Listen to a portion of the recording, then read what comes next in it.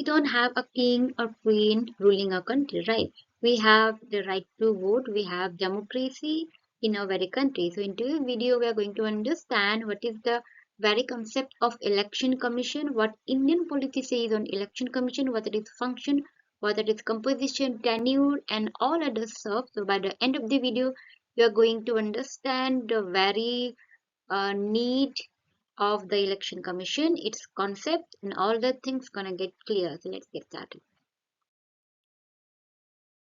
So this is the very paragraph that has been written in Indian Polity, and here you can see there are some key points which we have derived from the paragraph itself. So first we will understand the paragraph in depth, then we will understand what are the keywords that we only need in order to understand the very concept.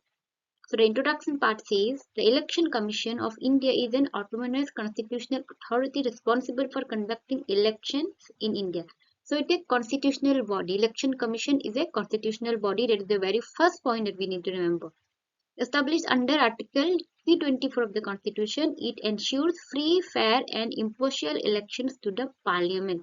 So what are its placement under the Indian Constitution? That is Article 324. This is the very a home or very provision that talks about election commission under the Indian Constitution, and which ensures free, fair and impartial elections to the parliament, state legislature and the offices of the president and vice president.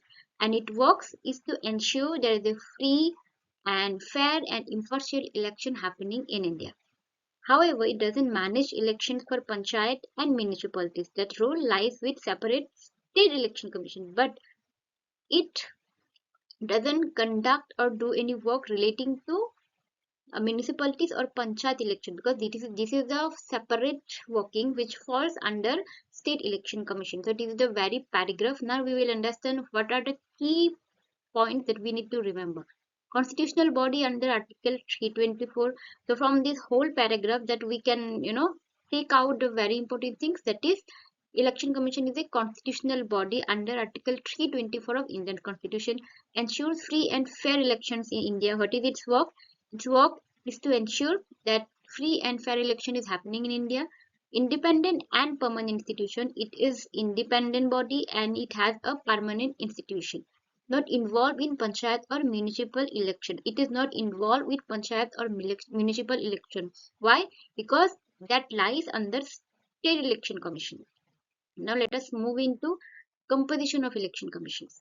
Under Article 324, the election commission comprises the chief election commissioner and other election commissioner as determined by the president. So again, Article 324 is the only provision which talks about the election commission and its composition, and it has, as I said, one chief election commissioner and other election commissioner as determined by the president. So president is the one who will be determining who would be the person appointed.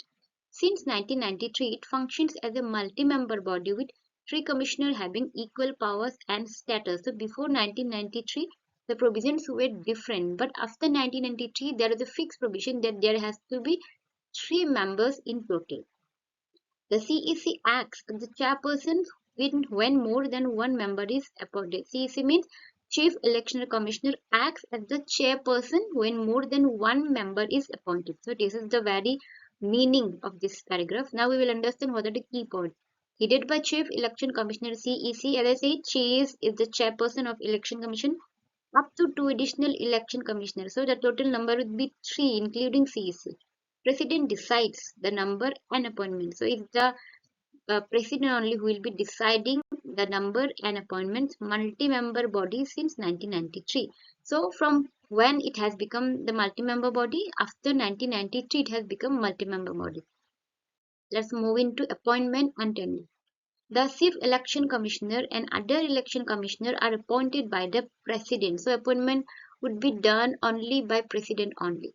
They serve for 6 years or until they turn 65, whichever comes first. So the time period is 6 years or the year 65, whichever is earlier. Then they can resign at any time.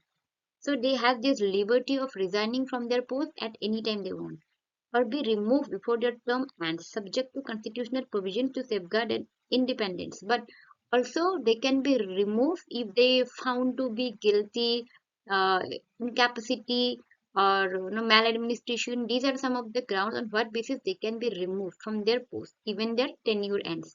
Now we will understand the key points. Appointed by the President of India, so who will be appointing them? That is the President. Term 6 years or until age 65, whichever is earlier. So 6 years is the maximum time period.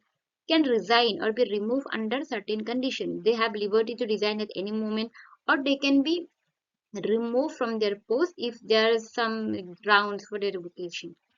Now let's move into independence and security of tenure. To ensure impartiality, the Chief Election Commissioner enjoys security of tenure and can only be removed through a process similar to that of removing a Supreme Court judge by a special majority in Parliament on grounds of proven misbehavior or incapacity. So these are two grounds on what basis they can be removed from their post, and they have this independency in their work that they will be working up to 6 years, and their removal procedure is that of similar to a Supreme Court judge. Additionally, the conditions of service cannot be altered to the disadvantage post appointment. So this is one kind of benefit they have. Other commissioner can only be removed based on the CEC's recommendation. So CEC have a little more power in comparison to the other person appointed. Now let's understand the key point, CEC removal. So now we will understand how CEC, Chief Election Commissioner can be removed. Like a Supreme Court judge. So just like a Supreme Court judge can be removed, the same procedure will be applied to CEC. Service conditions cannot be changed disadvantageously. So this is the benefit that CEC enjoys. Other EC's election commissioners can only be removed on CEC's recommendation. So this is the very power that CEC have on behalf of the other chairperson or other members. Now let's move into limitation in the constitutional provision. So there are some limitation also that have been imposed upon them under the Indian Constitution. Despite its critical role, the Constitution lacks certain important details regarding the election commission. So there are some important details missing. Now we will understand what are they. It doesn't specify qualification for its members. So it doesn't have any such qualification that you have to be 8 class, you have to pass certain exam. There is no qualification mentioned in appointing a election commissioner. Fails to clearly define the term in the constitution. So it doesn't have a specific term determined and written in the constitution, and doesn't bar them from future government appointment. So there is no restriction that after their job they cannot be appointed in other government jobs. There is no such restriction, which may raise a question about long-term neutrality. So it raises a question: what if CEC offered a more beneficial job? So there's possibility they may move into the other job as well. So there is no neutrality would be happening in such matters. So these are the very limitations on election commission. Now understand the key points. No qualification prescribed for members. For members there is no such qualification. Anyone can be a member of election commission. Term not clearly defined in constitution. Term has not been defined clearly. No restriction on post-retirement government appointment. There is no restriction that after this job they can also get into some other job. Now let's move into powers, administrative. So now we will understand the administrative powers enjoyed by election commission. The election commission administrative responsibilities include determining the boundaries of electoral constituencies, preparing and updating electoral rolls, notifying election schedules, and scrutinizing nomination papers. So these are the very job or administrative power the election commission enjoys. These activities ensure a smooth and transparent electoral process across the nation, and this has been laid down in order to have a smooth machinery ongoing during the election. Now let us understand the key point: the elimination of constituencies, that is, determining of boundaries of electoral constituencies, preparing and updating electoral polls. So they will be doing all the necessary jobs relating to the election commission, scheduling election dates and scrutinizing nomination. So this is one of the works that falls upon the powers, administrative powers of election commission. Now we will understand the quasi-judicial powers that election commission enjoys. So here we'll be reading the paragraph first. In its quasi-judicial capacity, the election commission decides disputes relating to the recognition of political parties and the allotment of election simple. So this is the very duty of quasi-judicial or quasi-judicial powers the election commission enjoys.